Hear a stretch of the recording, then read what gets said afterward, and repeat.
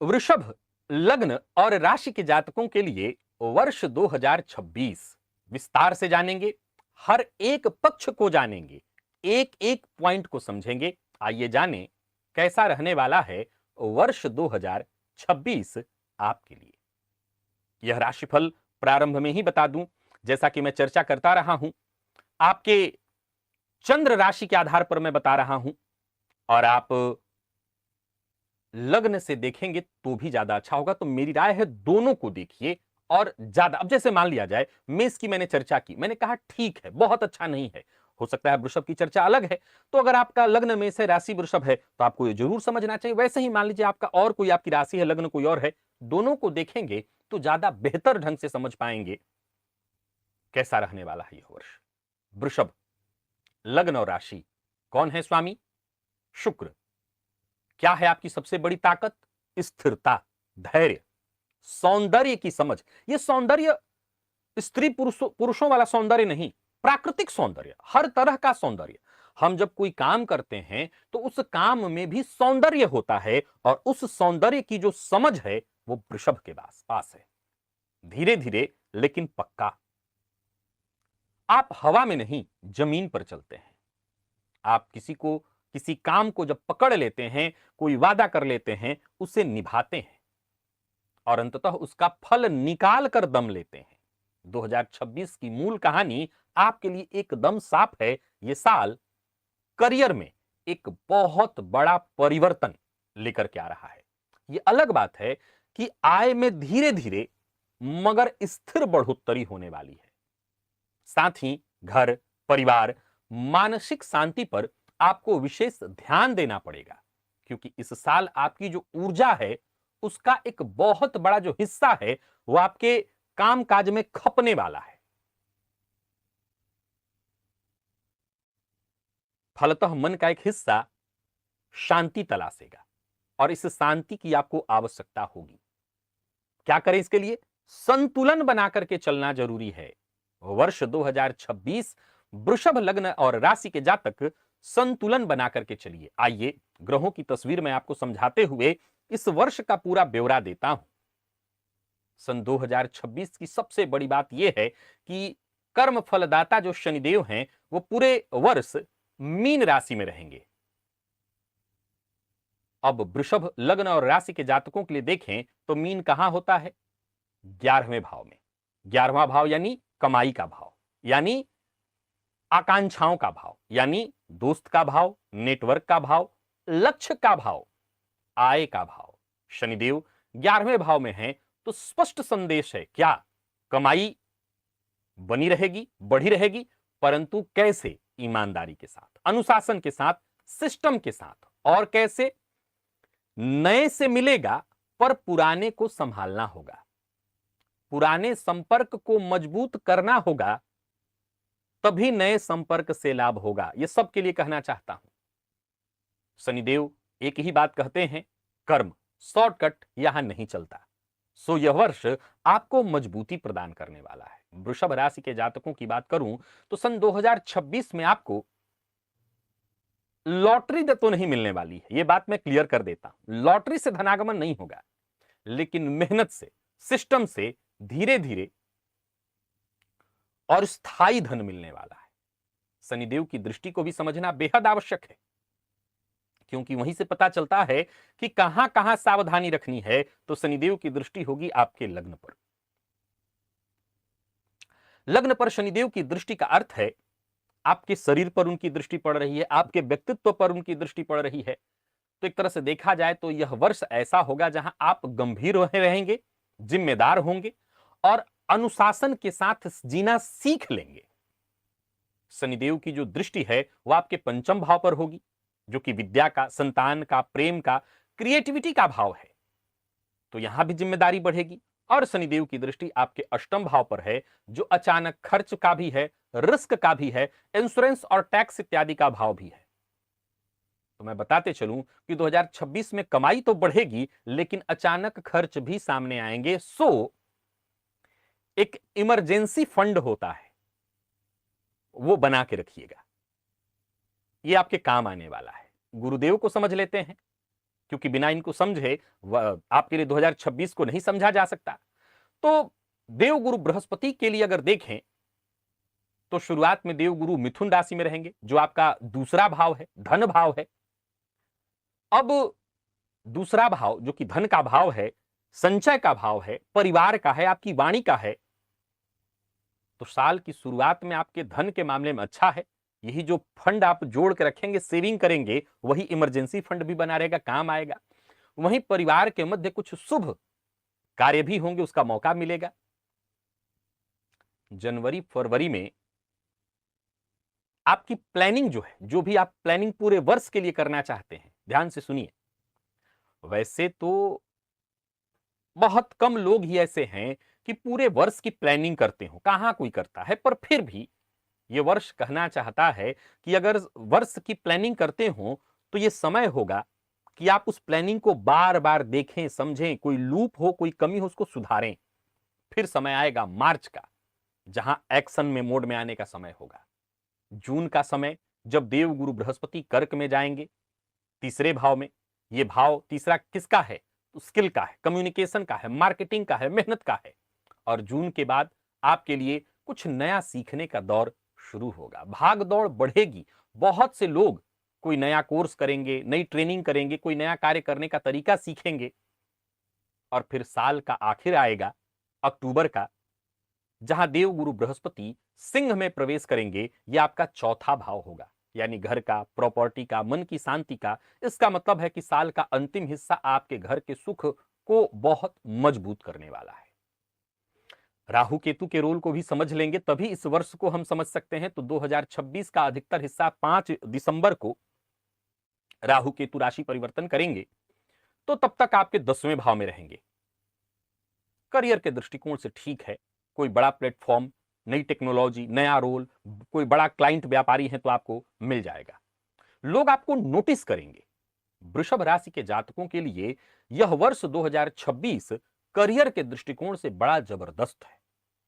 हां, दशम के राहु हैं, तो इस सावधानी तो लगातार आपको बरतनी ही है कि राहु भ्रम भी पैदा करते हैं। भावनाओं में बहकर के वादा मत करिएगा। यह वर्ष भावनाओं में बहकर के वादा करने का नहीं है। एक और बात, वृषभ राशि के जातक राजनीति की ओर इस वर्ष खिंचे चले जाएंगे, परंतु अब हर कोई राजनीति में तो है नहीं। तो ये राजनीति आपके व्यापारिक स्थल पर होगी, ये राजनीति आपके करियर वाले स्थल पर होगी, यानी कार्यस्थल पर होगी। तो यहां थोड़ा सावधानी बरतनी होगी। एक और बात, 2026 का एक मूल मंत्र आपको देता हूं, बड़बोलेपन से बचिए। यह वर्ष कह रहा है लिखित वादा करिए। अब सवाल उठता है कि हम हर किसी को लिख करके स्टाम्प करते चलेंगे? जवाब है ना, जरूरत नहीं है। फिर खुद से तो करिए। जो वादा करिए किसी से भी, बच्चे से किया, जीवन साथी से किया, माता पिता से किया, कार्यस्थल पर खुद से किया कि मुझे इस वर्ष ये अचीव करना है, ये खुद से लिखित वादा करिए। और हां, ये वर्ष वकील बनने का है। वकील बनने का अर्थ हवाबाजी नहीं, प्रूफ के साथ कुछ भी करना है। देवगुरु बृहस्पति का परिवर्तन हो, केतु का परिवर्तन हो, एक कमाल की बात यह है कि इस वर्ष में सफलता भी है, स्थिरता भी है और वैराग्य भी है। इस वर्ष आपको घर में रहते हुए भी कई बार ऐसा महसूस होगा, कई बार घर बदलने का मन करेगा, कई बार कोई प्रॉपर्टी को लेकर के चिंता बढ़ेगी, माता की चिंता बढ़ेगी, तो कुछ मामलों में नकारात्मकता भी मन में घर करेगी। और तो और एक भीतर इतना कुछ होगा, काम सारा चल रहा होगा, आप काम कर रहे होंगे, बाहरी दुनिया में सब अच्छा चल रहा होगा, बाहरी दुनिया में चमक दमक लगी होगी, लेकिन अंदर ही अंदर आप इस वर्ष थोड़ा घुटते रहेंगे, शांति की तलाश में होंगे। आपका मन बड़ा बेचैन रहेगा इस पूरे वर्ष। जब नवंबर दिसंबर के मतलब वही 5 दिसंबर को राहु केतु राशि परिवर्तन करेंगे, आपके लिए जब ये परिवर्तन नवम और तीसरे का होगा, तो तीसरा भाव और नवम भाव एक तरह से देखा जाए तो भाग्य का, यात्रा का, उच्च शिक्षा और नए नजरिए का रास्ता वहां खुलेगा। तो साल के अंत में कोई बड़ा तीर्थ यात्रा इत्यादि, कोई धार्मिक यात्रा, कोई धार्मिक कार्यक्रम इत्यादि भी करेंगे।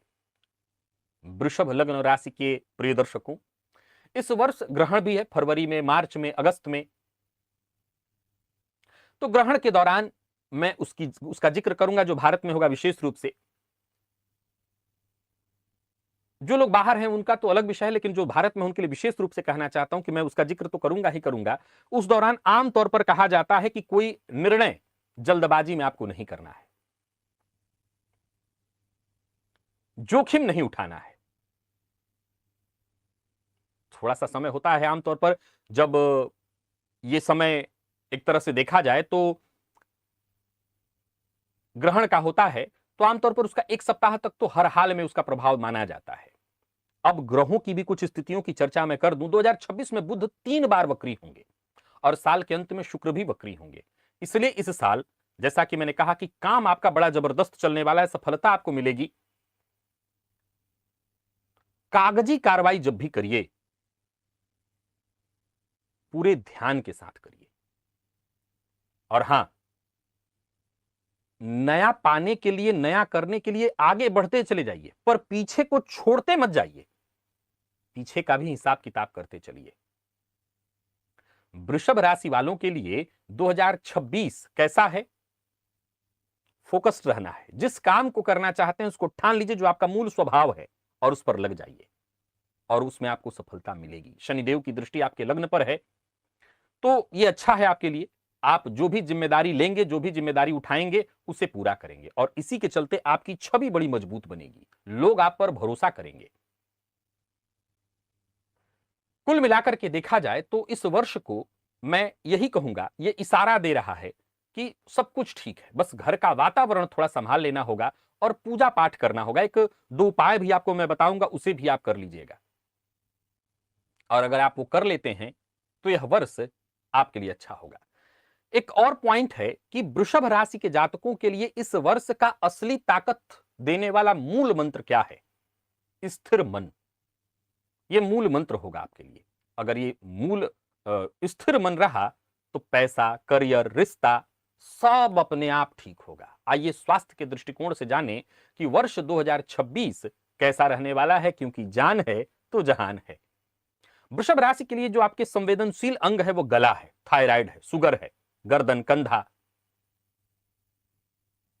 फरवरी से मार्च तक, क्योंकि उस दौरान ग्रहण भी है, बुध का वक्रकाल भी है, तो इसके चलते नींद, डाइजेशन, इन सब में थोड़ी परेशानी होगी।